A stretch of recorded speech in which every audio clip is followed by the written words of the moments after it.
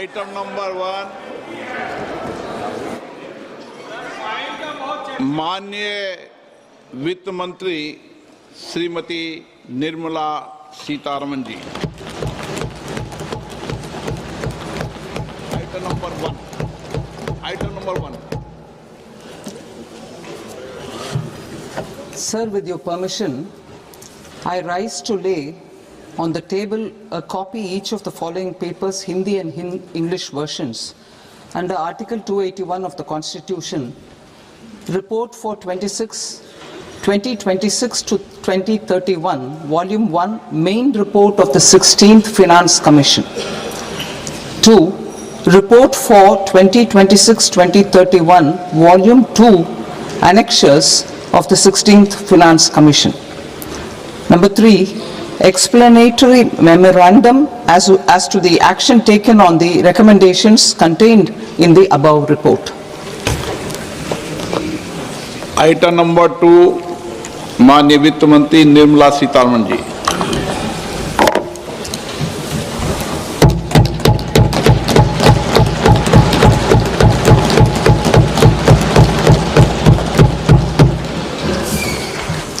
Honorable Speaker, sir, on the sacred occasion of Magh Purnima and the birth anniversary of Guru Ravidas, I present the budget for the year 2026-2027. Since we assumed office 12 years ago, India's economic trajectory has been marked by stability, fiscal discipline, sustained growth, and moderate inflation.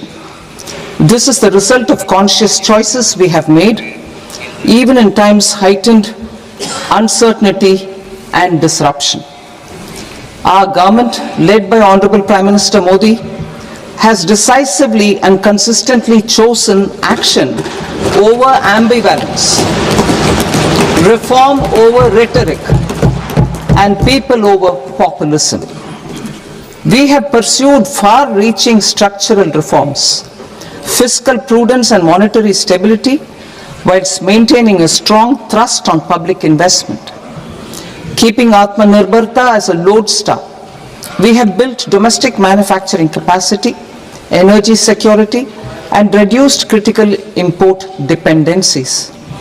Simultaneously, we have ensured that citizens benefit from every action of the government, undertaking reforms to support employment generation, agricultural productivity, household purchasing power, and universal services to people.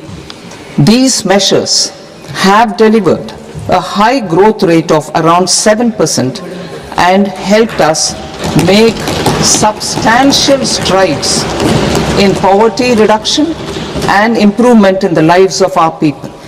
Today, we face an external environment in which trade and multilateralism are imperiled and access to resources and supply chains are disrupted. New technologies are transforming production systems while sharply increasing demands on water, energy, and critical minerals. India will continue to take confident steps towards Vikasit Bharat, balancing ambition with inclusion. As a growing economy with expanding trade and capital needs, India must also remain deeply integrated with global markets, exporting more and attracting stable long-term investment.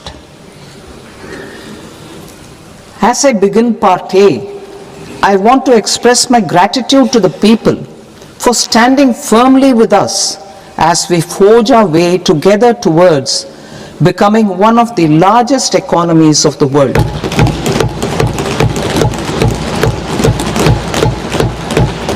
Our aim is to transform aspiration into achievement and potential into performance as we ensure that the dividends of growth reach every farmer, the scheduled caste, the scheduled tribes, the nomads, the youth, the poor, and the women. In Vikasit Bharat Young Leaders Dialogue 2026, several innovative ideas were shared with our Prime Minister, which have inspired many of the proposals, making this a unique Yuva Shakti-driven budget. Our government's sankalp is to focus on our poor, underprivileged and the disadvantaged. To deliver on this sankalp, and given that this is the first budget prepared in Kartavya Bhavan, we are inspired by three Kartavya. Our first Kartavya is to accelerate and sustain economic growth by enhancing productivity and competitiveness and building resilience to volatile global dynamics. Our second Kartavya is to fulfill aspirations of our people and build their capacity, making them strong partners in India's path to prosperity. Our third Kartavya, aligned with our vision of Sabka Saath, Sabka Vikas, is to ensure that every family, community, region and sector has access to resources, amenities and opportunities for meaningful participation. This threefold approach requires a supportive ecosystem. The first requirement is to sustain the momentum of structural reforms, continuous, adaptive and forward-looking. Second, a robust and resilient financial sector is central to mobilizing savings, allocating capital efficiently and managing risks. Third, cutting-edge technologies, including AI applications, can serve us as force multipliers for better governance. Reform Express. Our government has undertaken comprehensive reforms towards creating employment, boosting productivity and accelerating growth. After the Prime Minister's announcement on Independence Day in 2025, over 350 reforms have been rolled out. This includes GST simplification, notification of labor codes, and rationalization of mandatory quality control orders. High-level committees have been formed, and in parallel, the central government is working with the state governments on deregulation and reducing compliance requirements. The Reform Express is well on its way and will maintain its momentum to help us fulfill our Kartavya. I now move to specific proposals. Under our first Kartavya, to accelerate and sustain economic growth, I propose interventions in 6 areas. 1. Scaling up manufacturing in 7 strategic and frontier sectors. 2.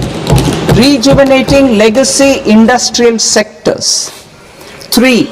Creating champion MSMEs. 4. Delivering a powerful push for infrastructure. 5. Ensuring long-term security and stability. And 6. Developing city economic regions. Scaling up of manufacturing in 7 strategic and frontier sectors. Biopharma Shakti, meaning biopharma strategy for health advancement through knowledge, technology and innovation. India's disease burden is observed to be shifting towards non-communicable diseases like diabetes, cancer and autoimmune disorders. Biologic medicines are key to longevity and quality of life at affordable costs. To develop India as a global biopharma manufacturing hub,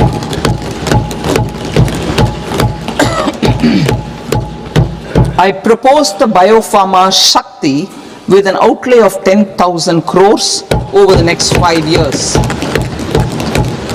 This will build the ecosystem for domestic production of biologics and biosimilars.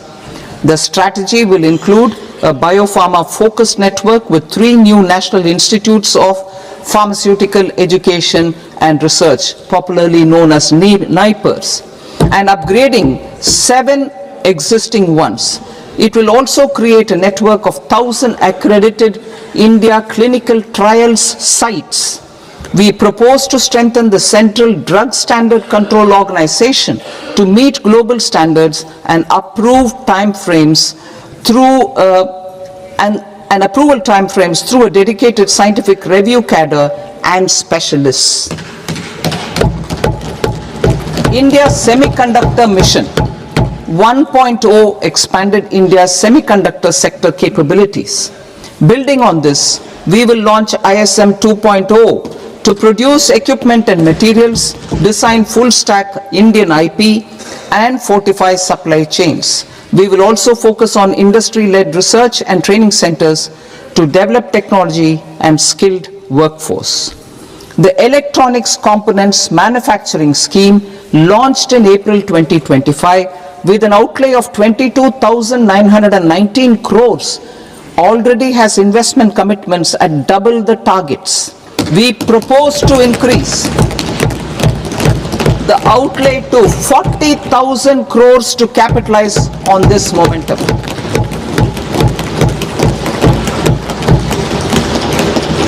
A scheme for rare earth permanent magnets was launched in 2025 November. We now propose to support the mineral-rich states of Odisha, Kerala, Andhra Pradesh and Tamil Nadu to establish dedicated rare earth corridors to promote mining, processing, research and manufacturing. To enhance domestic chemical production and reduce import dependency, we will launch a scheme to support states in establishing 3 dedicated chemical parks through challenge route on a cluster-based plug-and-play model. Strong capital goods.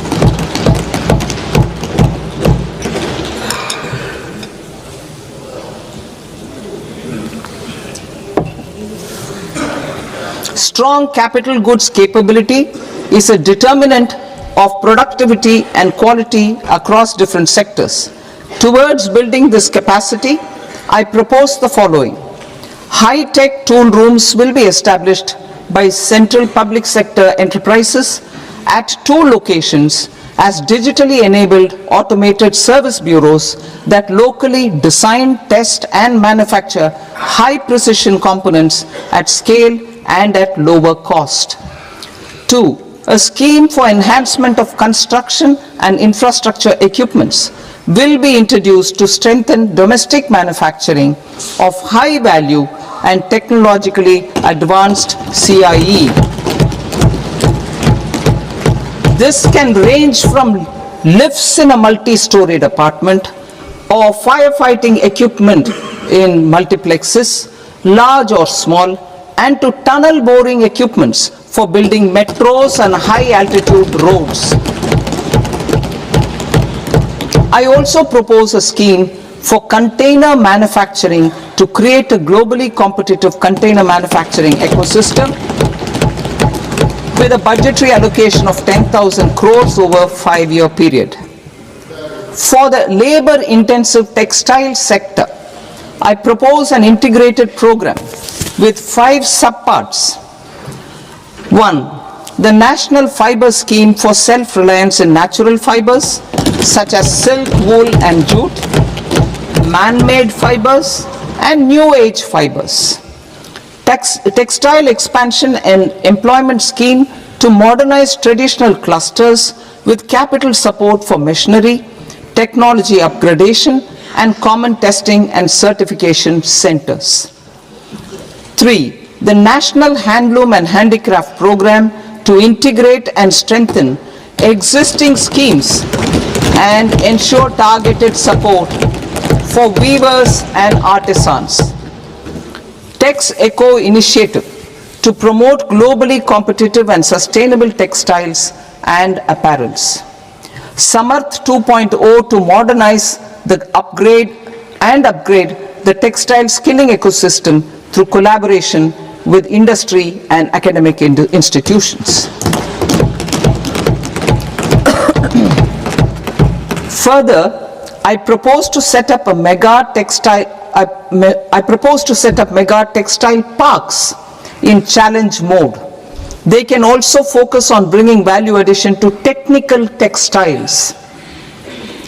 I propose to launch the Mahatma Gandhi Gram Swaraj initiative to strengthen khadi, handloom and handicrafts. This will help in global market linkage and branding. It will streamline and support training, skilling, quality of process and production. This will benefit our weavers, village industries, one district, one product ODOP initiative and also our rural youth. India has the potential to emerge as a global hub for high quality, affordable sports goods. I propose a dedicated initiative for sports goods that will promote manufacturing, research and innovation in equipment design as well as material sciences. Rejuvenation of legacy industrial clusters. I propose to introduce a scheme to revive 200 legacy industrial clusters to improve their cost competitiveness and efficiency through infrastructure and technology upgradation. Creating champion SMEs and supporting micro enterprises. Recognizing MSMEs as a vital engine of growth, I propose a three-pronged approach to help them grow as champions. Equity support. I propose to introduce a dedicated 10,000 crores SME growth fund to create future champions, incentivizing enterprises based on select criteria. I also propose to top up the Self-Reliant India Fund set up in 2021 with 2,000 crores to continue support to micro enterprises and maintain their access to risk capital. Liquidity support. With TREDS, more than 7 lakh crore has been made available to MSMEs. To leverage its full potential, I propose 4 measures. 1. Mandate TREDS as the transaction settlement platform for all purchases from MSMEs by CPSEs, serving as a benchmark for other corporates. 2. Introduce a credit guarantee support mechanism through CGT MSE for invoice discounting on TREDS platform. 3.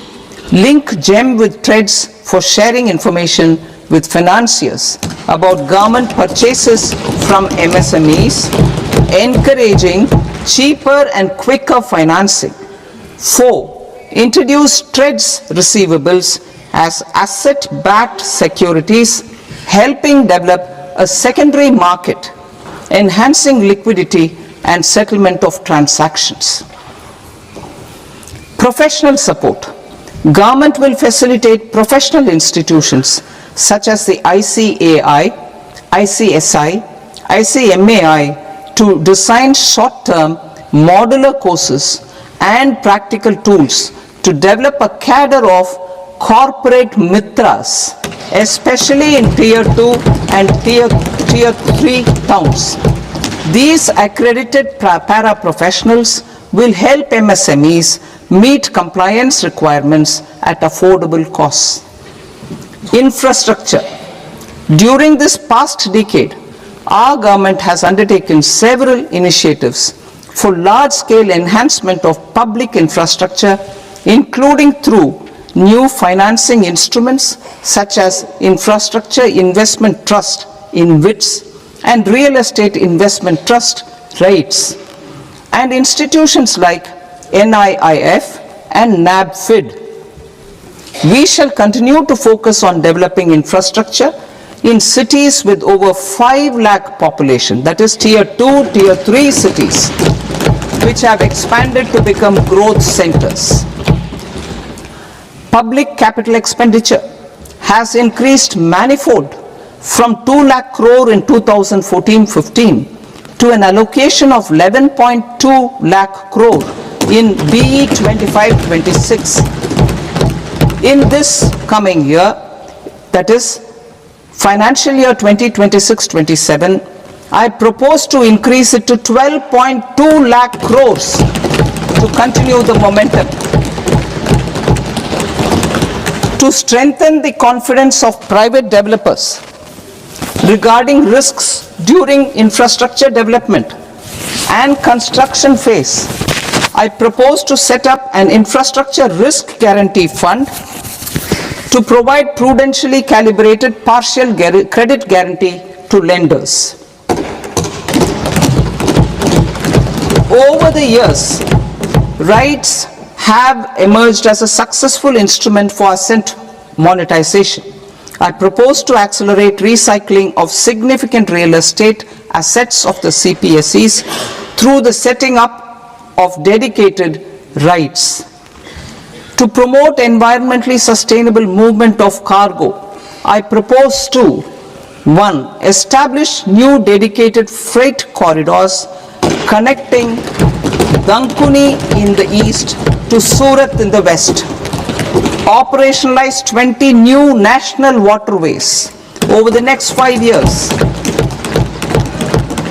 Starting with National Waterways 5 in Orissa to connect mineral-rich areas of Talcher and Angul and industrial centers like Kalinga Nagar to the ports of Paradip and Dhamra.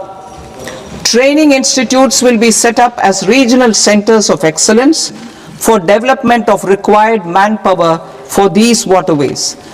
This will benefit youth in the entire stretch of the waterways to train and acquire skills. Further, a ship repair ecosystem catering to inland waterways will also be set up at Varanasi and Patna.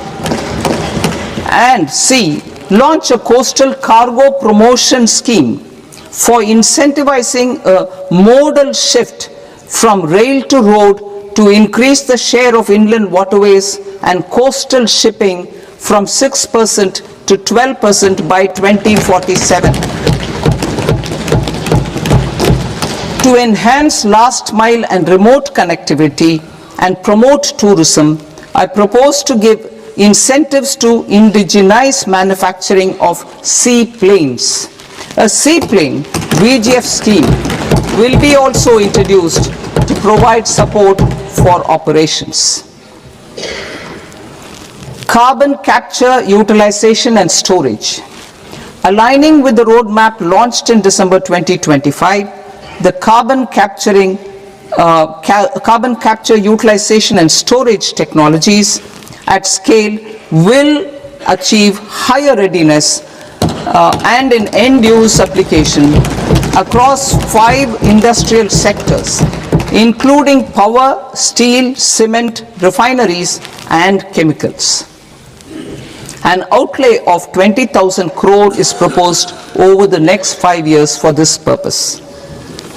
City economic regions. Cities are India's engines of growth, innovation, and opportunities. We shall now focus on Tier 2, Tier 3 cities, and even temple towns, which need modern infrastructure and basic amenities. This budget aims to further amplify the potential of cities to deliver the economic power of agglomerations by mapping city economic regions based on their specific growth drivers. An allocation of 5,000 crore per CER over 5 years is proposed for implementing their plans through a challenge mode with a reform-cum-result-based financing mechanism.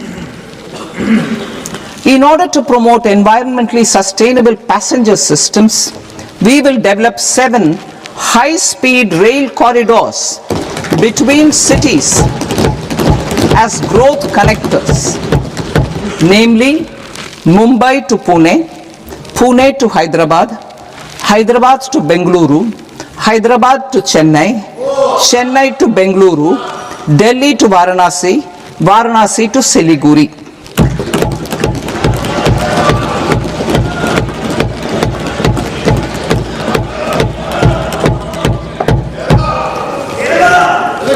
Financial sector. The Indian banking sector today is characterized by strong balance sheet, historic highs in profitability, improved asset quality, and coverage exceeding 98% of villages in the country. At this juncture, we are well placed to futuristically evaluate the measures needed to continue on the path of reform-led growth of this sector. I propose setting up a high-level committee on banking for Vikasit Bharat. High-level committee on banking for Vikasit Bharat to comprehensively review the sector and align it with India's next phase of growth while safeguarding financial stability, inclusion, and consumer protection. The vision for NBFCs for Vikasit Bharat has been outlined with clear targets for credit disbursement and technology adoption in order to achieve scale and improve efficiency in the public sector NBFCs. As a first step, it is proposed to restructure the Power Finance Corporation and Rural Electrification Corporation. I propose a comprehensive review of the foreign exchange management non-debt instruments rules to create a more contemporary, user-friendly framework for foreign investments consistent with India's evolving economic priorities. Corporate bond market. I propose to introduce a market-making framework with suitable access to funds and derivatives on corporate bond indices. I also propose to introduce total return swaps on corporate bonds. Municipal bonds. To encourage the issuance of municipal bonds of higher value by larger cities, I propose an incentive of 100 crore rupees for a single bond issuance. 100 crore rupees for a single bond issuance of more than 1,000 crore. The current scheme under Amrit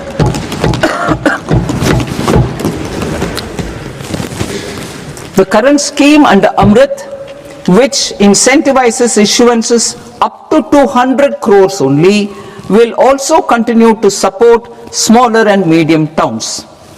That will also continue to support the smaller and medium towns. Ease of doing business.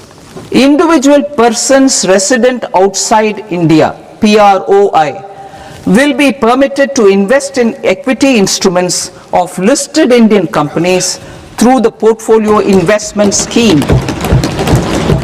It is also proposed to increase the investment limit for an individual PROI under the scheme from 5% to 10%, with an overall investment limit for all individual PROIs to 24% from the current 10%. Emerging technologies including AI. 21st century is technology driven. Adoption of technology is for the benefit of all people. Farmers in the field, women in STEM, youth keen to upskill, and Divyangjan to access newer opportunities. The government has taken several steps to support new technologies through AI Mission, National Quantum Mission, Anusandhan National Research Fund, and Research and Development and Innovation Fund. Our second kartavya is to fulfill aspirations and build capacities. Close to 25 crore individuals have come out of multi-dimensional poverty through a decade of our government's sustained and reform-oriented efforts.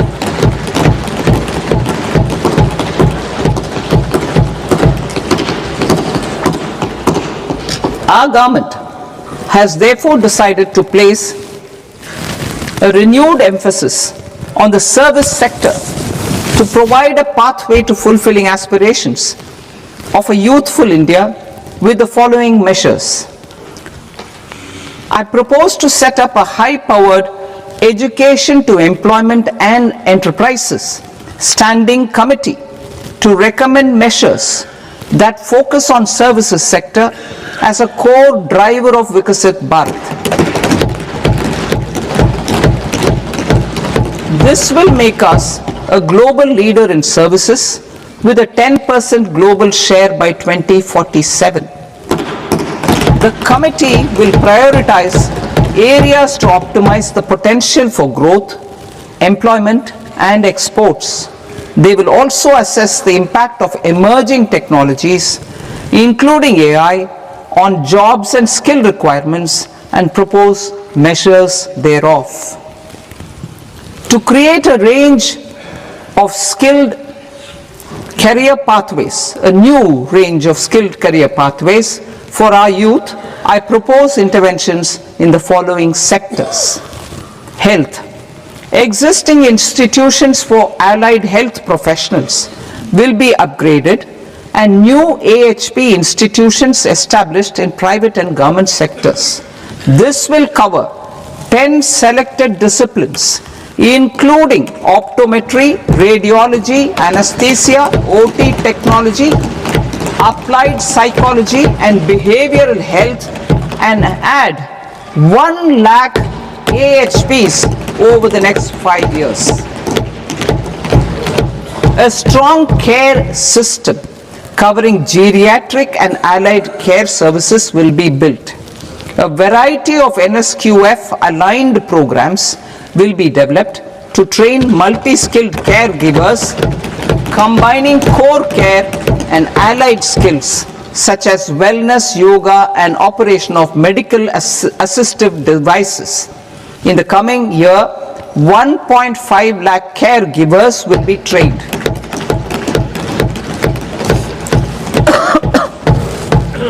Hubs for medical value tourism. To promote India as a hub for medical tourism services, I propose to launch a scheme to support states in establishing 5 regional medical hubs in partnership with the private sector.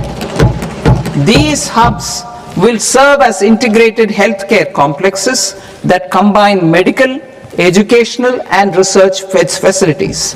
They will have Ayush centers, medical value tourism facilitation centers, and infrastructure for diagnostics, post-care, and rehabilitation. These hubs will provide diverse opportunities, job opportunities for health professionals, including doctors and AHPs.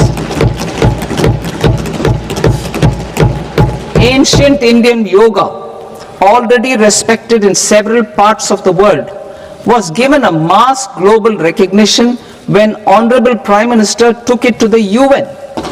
Post-COVID, Ayurveda gained a similar global acceptance and recognition. Exporting quality Ayurveda products helps farmers who grow the herbs and youth who process the products. To meet growing global demand, a few more steps are being taken. I propose to 1. Set up 3 new All India Institutes of Ayurveda. 2. Upgrade Ayush pharmacies and drug testing labs for higher standards of certification ecosystem and make available more skilled personnel. 3. Upgrade the WHO Global Traditional Medicine Center in Jamnagar to bolster evidence-based research, training, and awareness for traditional medicine. Animal husbandry. Livestock contributes to close to 16% of farm income, including of poor and marginal households. To scale up availability of veterinary professionals by more than 20,000, I propose to roll out a loan-linked capital subsidy support scheme for establishment of veterinary and para-veterinary colleges, veterinary hospitals, diagnostic laboratories, and breeding facilities in private sector. Collaboration between Indian and foreign institutions will also be facilitated. Orange economy. India's animation, visual effects, gaming and comics sector, AVGC sector, is a growing industry projected to require 2 million professionals by 2030. I propose to support the Indian Institute of Creative Technologies, Mumbai, in setting up AVGC content creator labs in 15,000 secondary schools all over the country and 500 colleges. The Indian design industry is expanding rapidly, and yet there is a shortage of Indian designers. I propose to establish, through challenge route, a new National Institute of Design to boost design education and development in the eastern region of India. Education. Our government will support states through challenge route in creating 5 university townships in the vicinity of major industrial and logistics corridors. These planned academic zones will host multiple universities, colleges and research institutions, skill centers and residential complexes. In higher education, STEM institutions, prolonged hours of study and laboratory work pose some challenges for girl students. Through VGF, viability gap funding and capital support, one girls' hostel will be established in every district.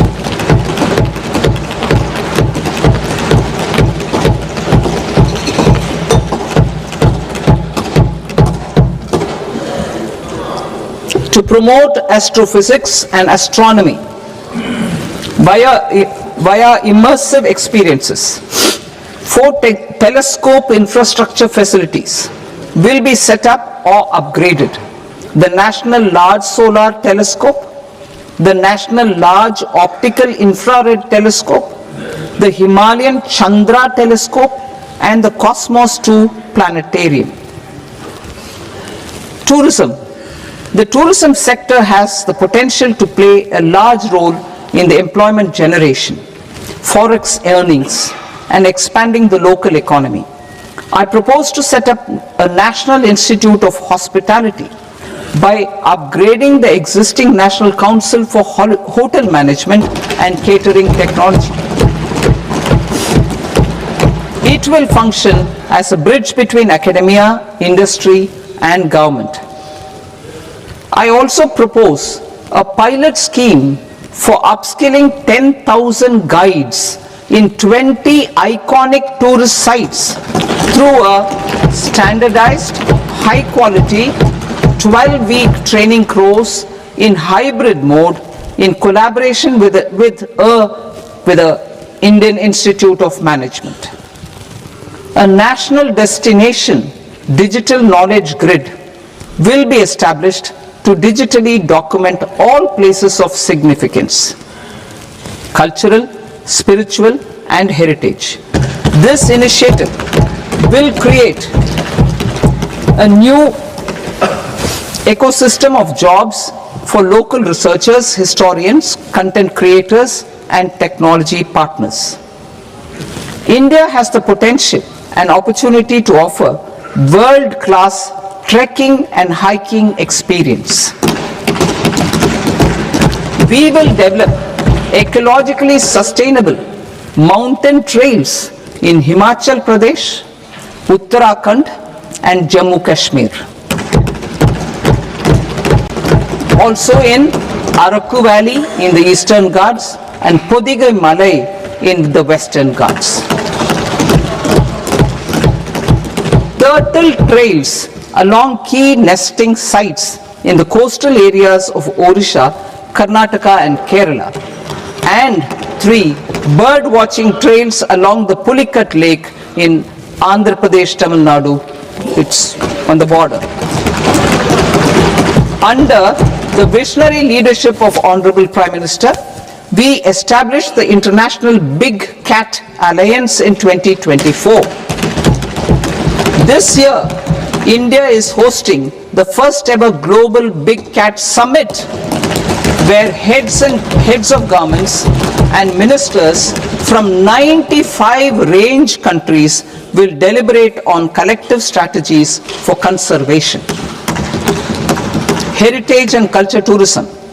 I propose to develop 15 archaeological sites, including Lothal, Dholavira, Rakhi Gadi, Adichanallur, Sarnath, Hastinapur, and Leh Palace into vibrant experiential cultural destinations. Excavated landscapes will be open to the public through curated walkways. Immersive storytelling skills and technologies will be introduced to help conservation labs, interpretation centers, and guides. The sports sector provides multiple means of employment, skilling, and job opportunities. Taking forward the systematic nurturing of sports talent which is set in motion through the Khelo India program earlier, I propose to launch a Khelo India mission to transform the sports sector over the next decade. The mission will facilitate an integrated talent development pathway supported by training centers which are foundational, intermediate, and elite levels. B. Systematic development of coaches and support staff. C. Integration of sports science and technology. D. Competitions and leagues to promote sports culture and provide platforms. And E. Development of sports infrastructure for training and competition. Our third Kartavya aligns with our vision of Sabka Saath, Sabka Vikas towards Vikasit Bharat. This requires targeted efforts for 1. Increasing farmer incomes through productivity enhancement and entrepreneurship, with special attention to small and marginal farmers. B. Empowering Divyangjan through access to livelihood opportunities, training, and high-quality assistive devices. C. Empowering the vulnerable to access mental health and trauma care. D. Focus on the Purvodaya states and the Northeast region to accelerate development and employment opportunities. Fisheries. We will undertake initiatives for integrated development of 500 reservoirs and Amrit Sarovars. 2. Strengthen the fisheries value chain in coastal areas and enable market linkages involving startups and women-led groups together with fish farmer producer organizations. Animal husbandry. To provide quality employment opportunities in rural and peri-urban areas, we will support the animal husbandry sector in entrepreneurship development through a credit-linked subsidy program, B. Scaling up and modernization of livestock enterprises, C. Enhanced creation of livestock, dairy, and poultry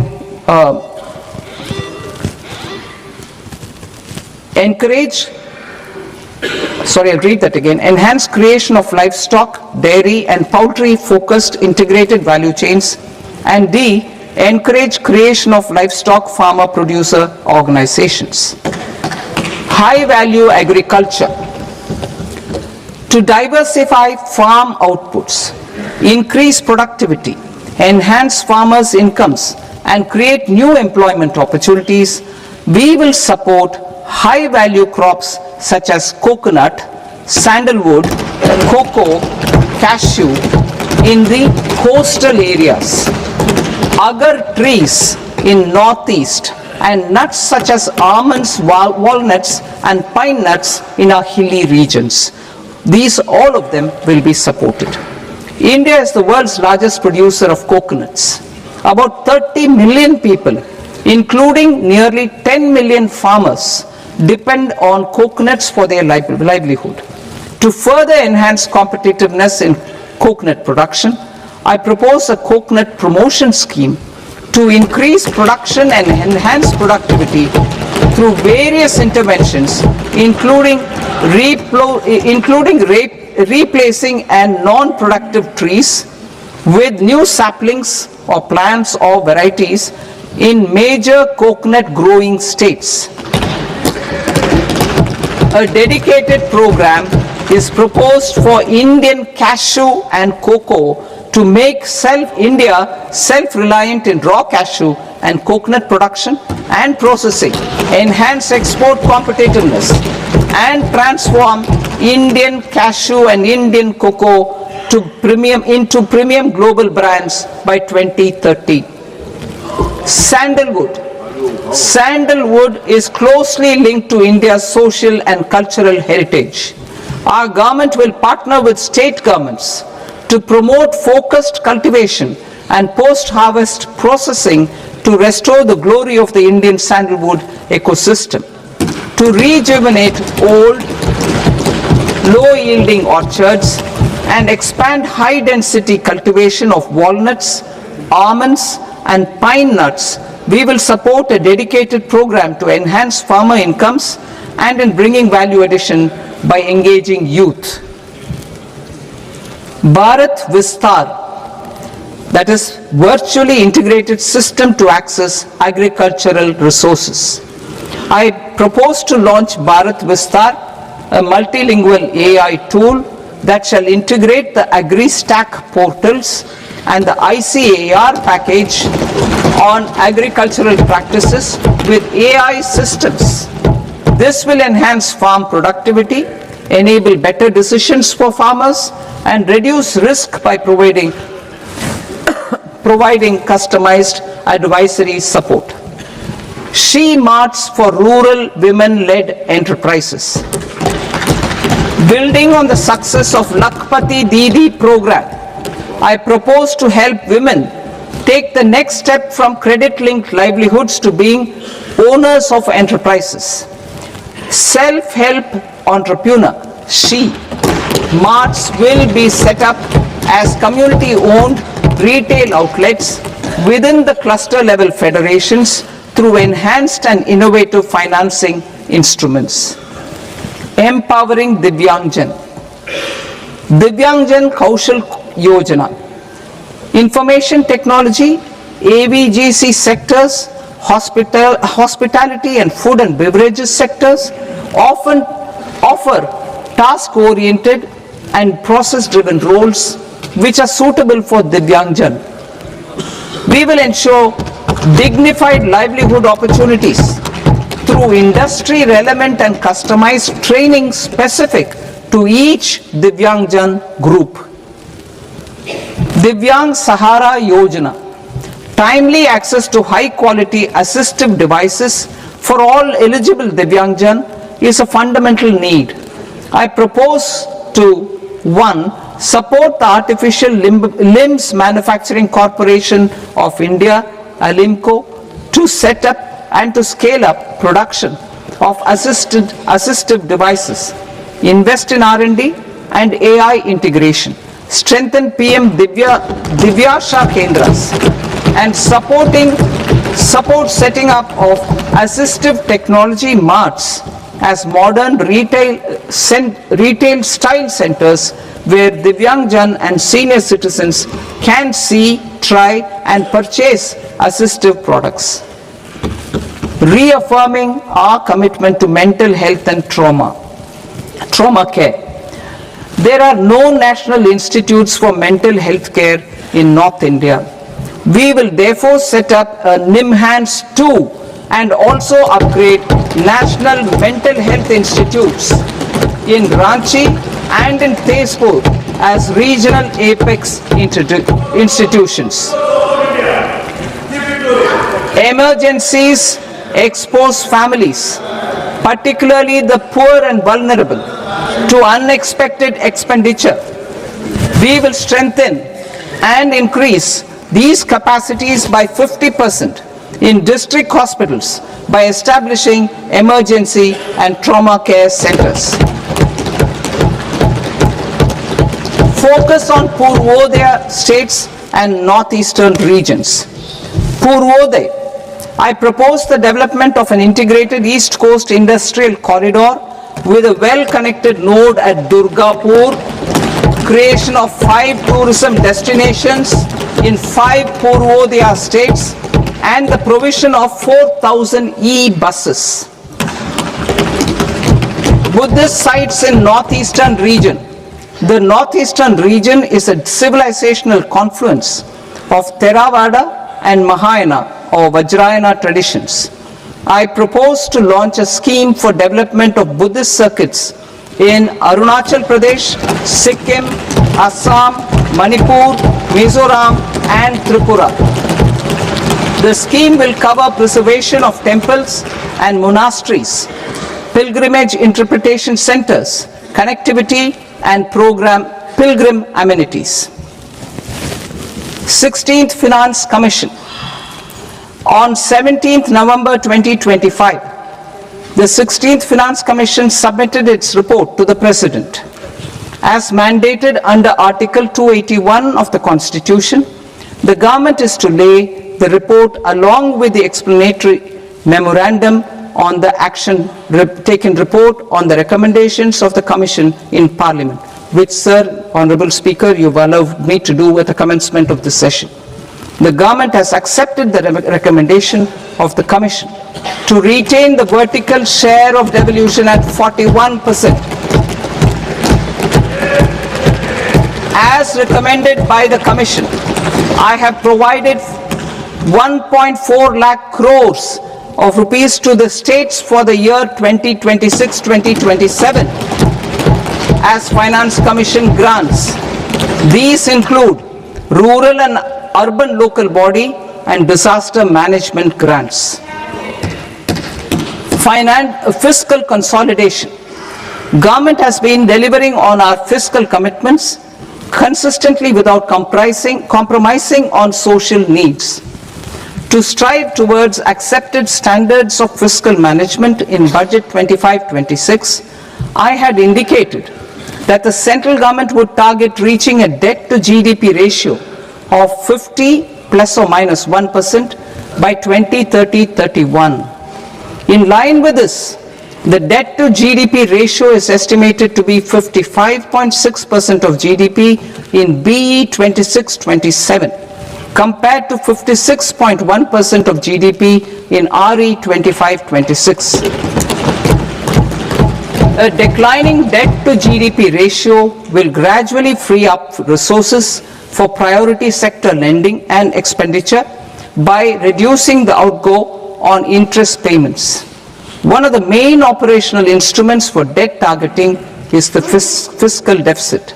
I am happy to inform this august House that I fulfilled my commitment made in 2021-2022 to reduce fiscal deficit below 4.5% of GDP by 25-26. In RE 25-26, the fiscal deficit has been estimated at par with BE of 2025-26 at 4.4% of GDP. In line with the new fiscal prudence path of debt consolidation, the fiscal deficit in BE 26-27 is estimated to be 4.3% of the GDP.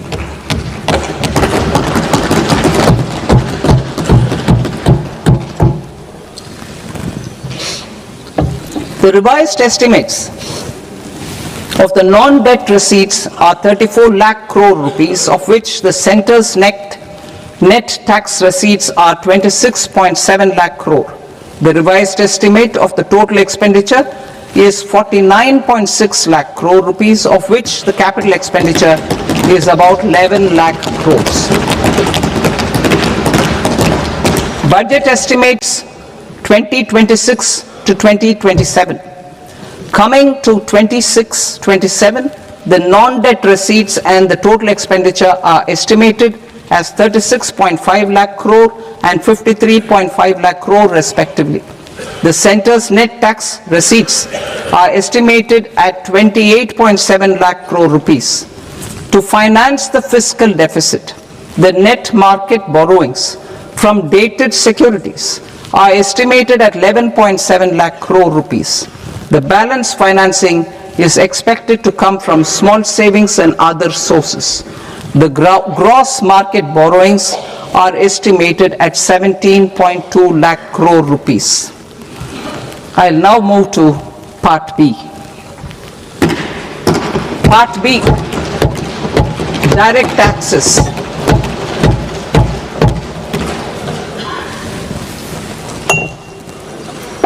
Honorable Speaker, sir, I now present my proposals on direct taxes.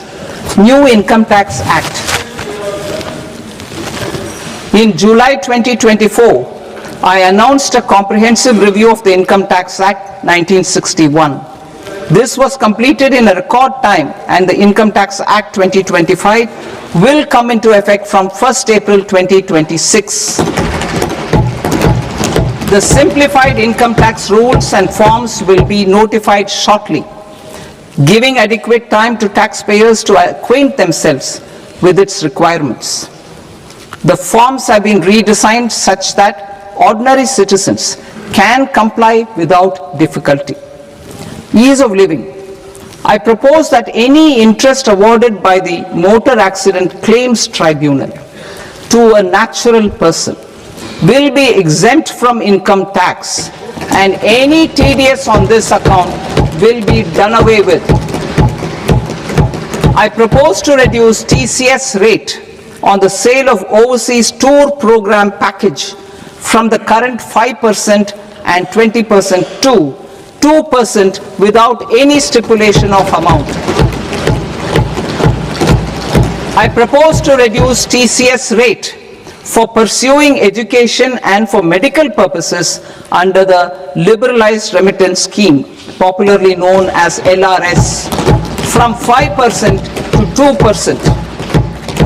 Supply of manpower services is proposed to be specifically brought within the ambit of payment to contractors for the purpose of TDS to avoid ambiguity. Thus, TDS on these services will be at the rate of either 1% or 2% only. I propose a scheme for small taxpayers wherein a rule-based automated process will enable obtaining a lower or nil deduction certificate instead of filing an application with the assessing officer. For the ease of taxpayer holding securities in multiple companies, I propose to enable depositories to accept Form 15G or Form 15H from the investor and provide it directly to various relevant companies. I propose to extend time available for revising returns from 31st December to up to 31st March with the payment of a nominal fee. I also propose to stagger the timeline for filing of tax returns.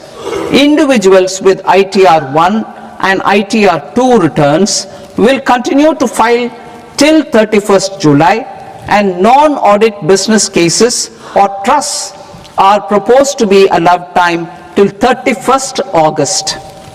TDS on sale of immovable property by a non-resident is proposed to be deducted and deposited through resident buyers and his or her PAN-based challan instead of requiring a TAN, which is a temporary accounting number.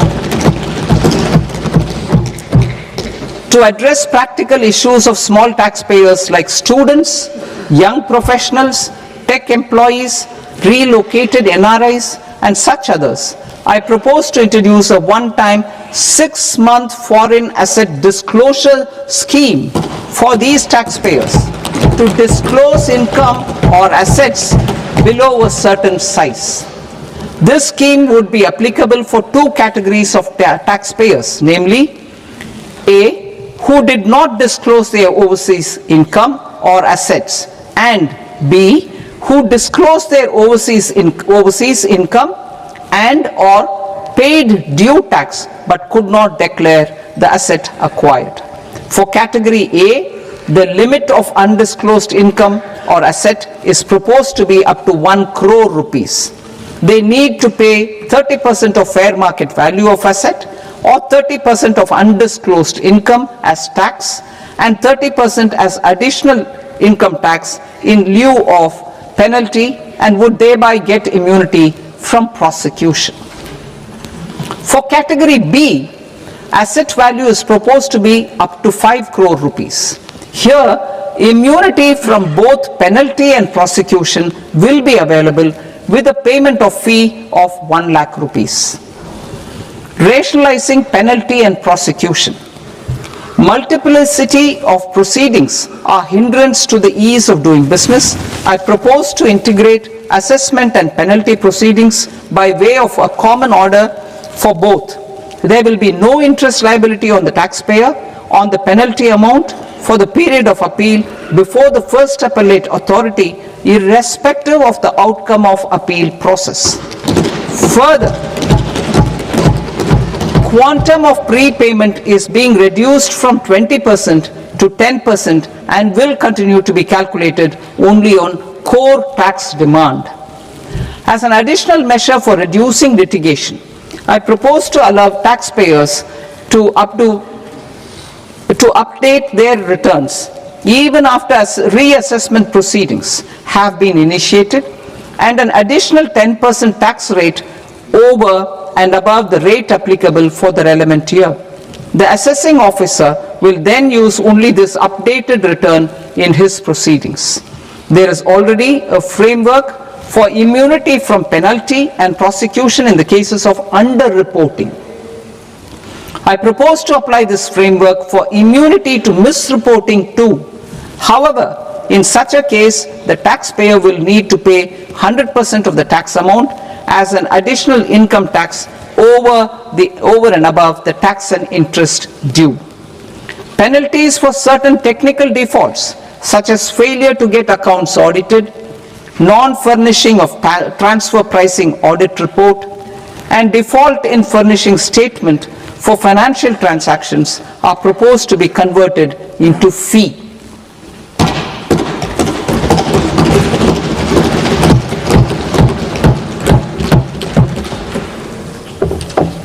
I propose to rationalize prosecution framework under Income Tax Act while maintaining a careful balance for deterrence in some serious offence.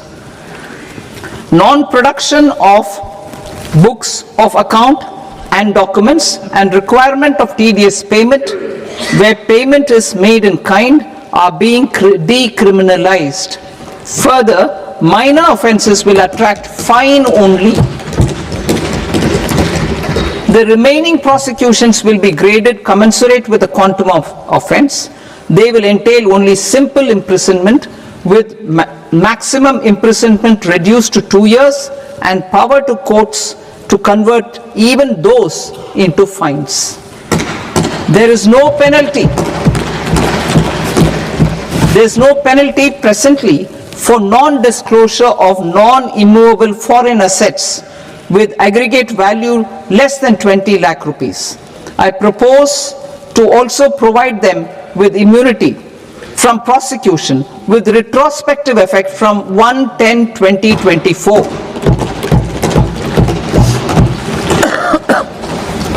Cooperatives.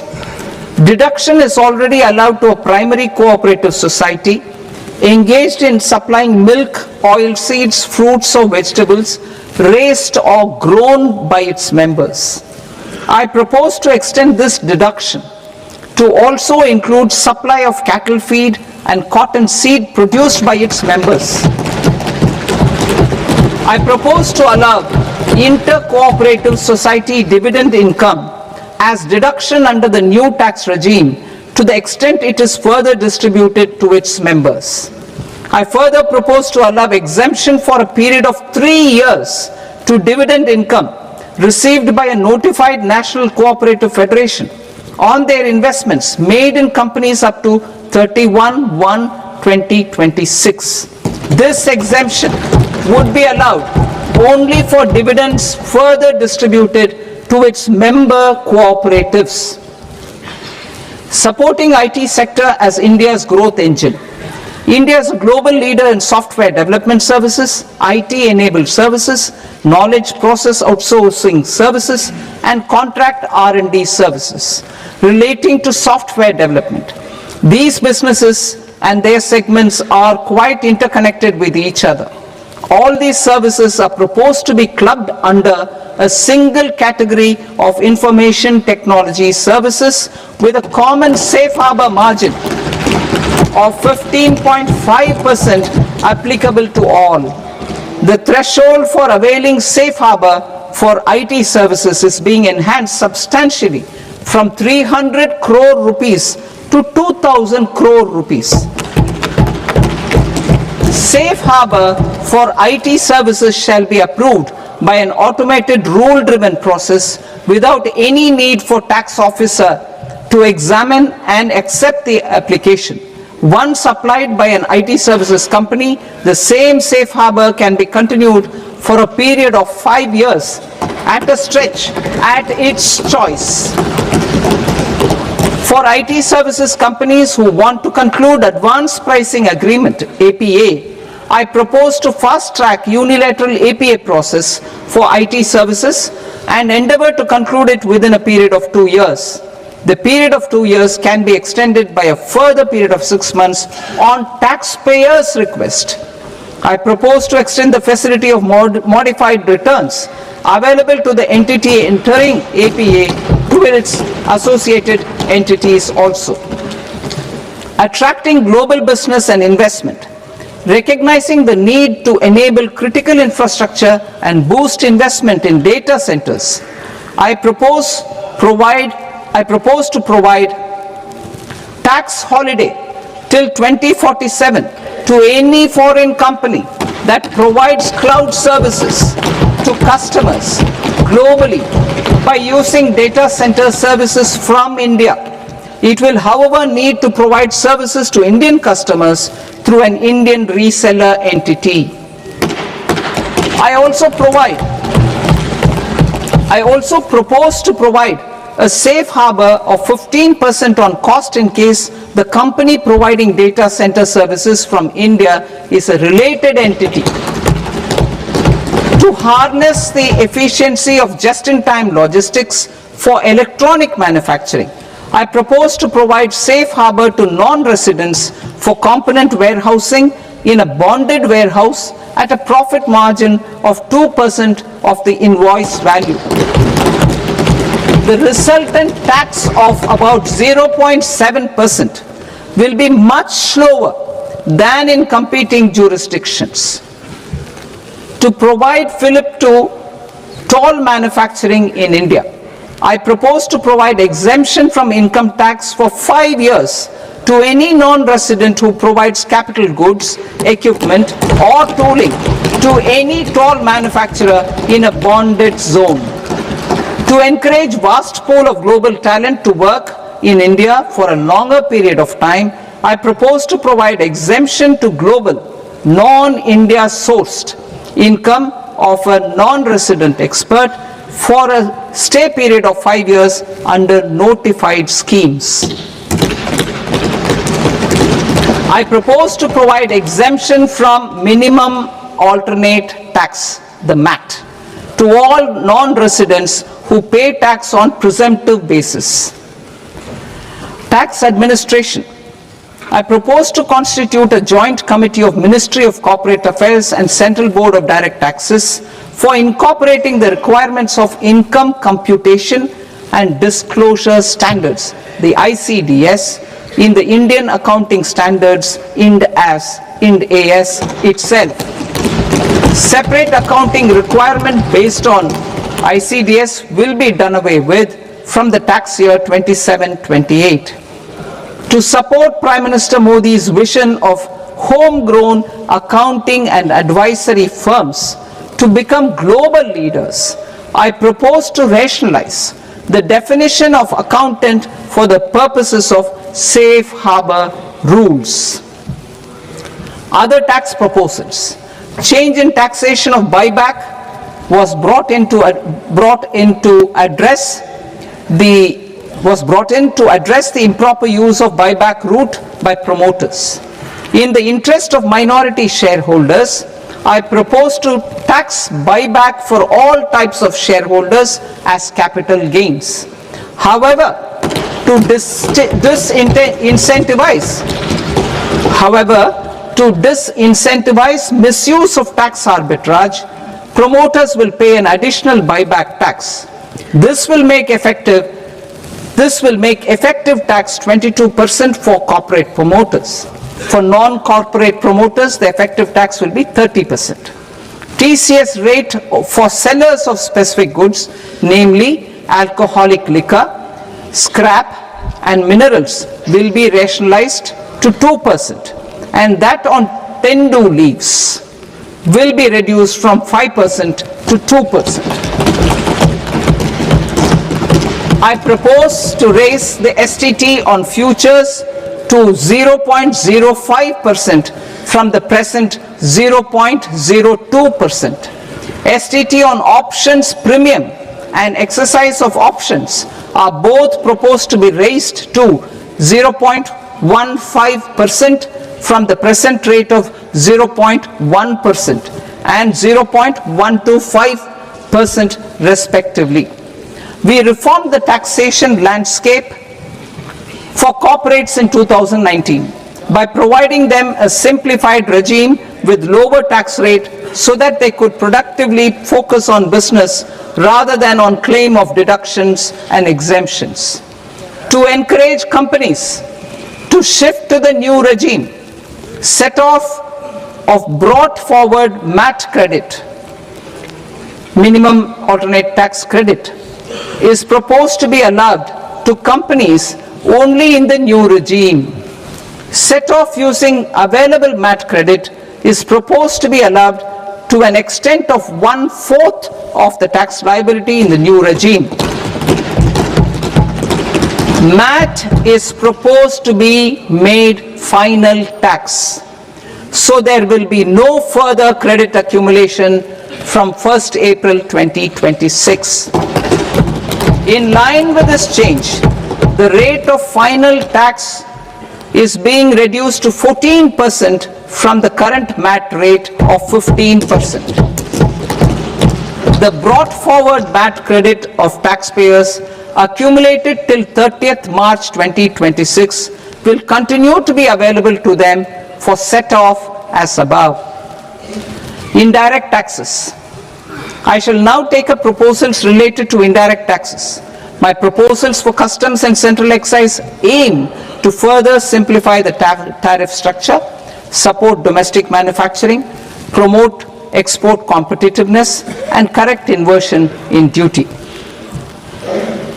To continue weeding out long continuing customs duty exemptions, I propose to remove certain exemptions on items which are being manufactured in India or where the imports are negligible. Similarly, to further simplify the process of ascertaining the rate of duty applicable on a particular item, I propose to incorporate certain effective rates in various customs notifications to the tariff schedule itself. I shall now take up sector-specific proposals. Promotion of exports of marine, leather, and textile products. I propose to increase the limit for duty-free imports of specified inputs used for processing seafoods for export from the current 1% to 3% of FOB value of the previous year's export turnover. I also propose to allow duty-free imports of specified inputs, which is currently available for exports of leather or synthetic footwear, to exports of shoe uppers as well. I propose to extend the time period for export of final product from the existing 6 months to 1 year for exporters of leather or textile garments, leather or synthetic footwear, and other leather products. energy transition and security. I propose to extend the basic customs duty exemption given to capital goods used for manufacturing lithium-ion cells for batteries to those used for manufacturing lithium-ion cells for battery energy storage systems also. I propose to exempt basic customs duty on import of sodium antimonate for use in manufacture of solar glass. Nuclear power. I propose to extend the existing basic customs duty exemption on imports of goods required for nuclear power projects till the year 2035 and expand it for all nuclear plants irrespective of their capacity. Critical minerals. It is proposed to provide basic customs duty exemption to the import of capital goods required for the processing of critical minerals in India. Biogas blended CNG. I propose to exclude the entire value of biogas while calculating the central excise duty payable on biogas blended CNG. Civil and defense aviation. I propose to exempt basic customs duty on components and parts required for the manufacture of civilian training and other aircrafts. It is proposed to exempt basic customs duty on raw materials imported for the manufacture of parts of aircraft to be used in maintenance, repair, or overall requirements by units in the defense sector. Electronics. To deepen value addition in the consumer electronics sector, I propose to exempt basic customs duty on specified parts used in the manufacture of microwave ovens. Special economic zone.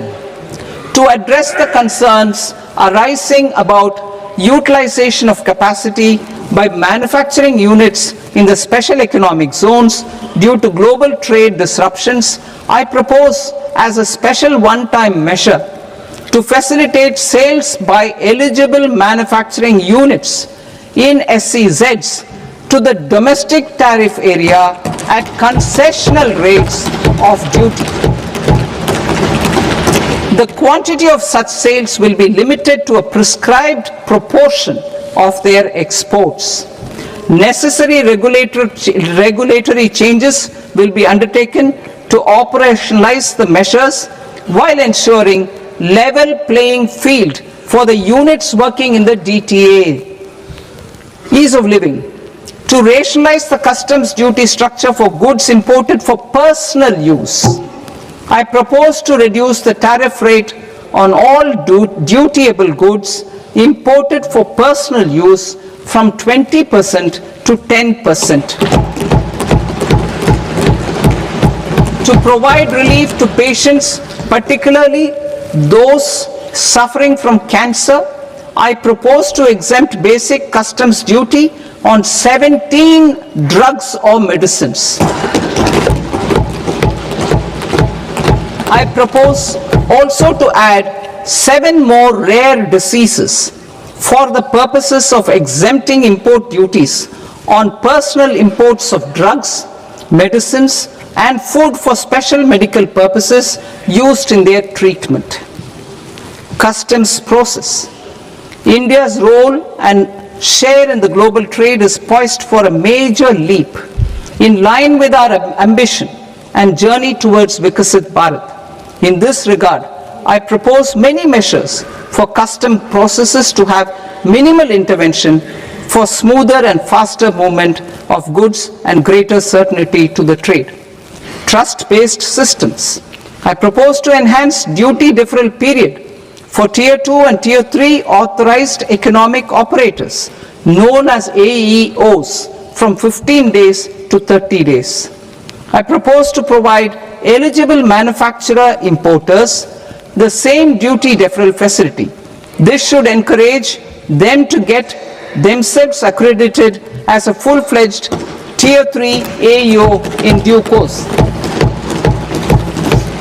To provide greater certainty and for better business planning, I propose to extend validity period of advance ruling binding on customs from the present 3 years to 5 years. In the spirit of the whole of government approach,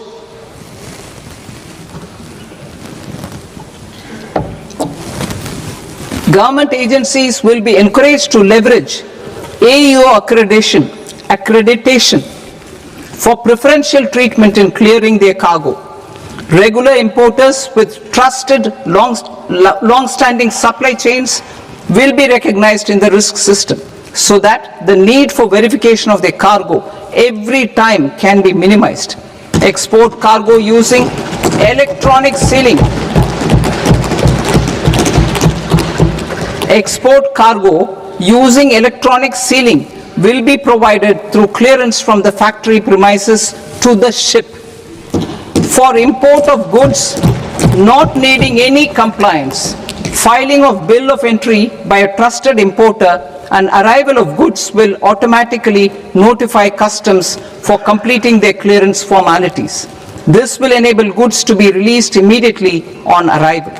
The customs warehouse framework will be transformed into a warehouse operator-centric system with a self-declarations, electronic tracking, and risk-based audit. These reforms will move away from the current system of officer-dependent approvals and reduce transaction delays and compliance costs. Ease of doing business.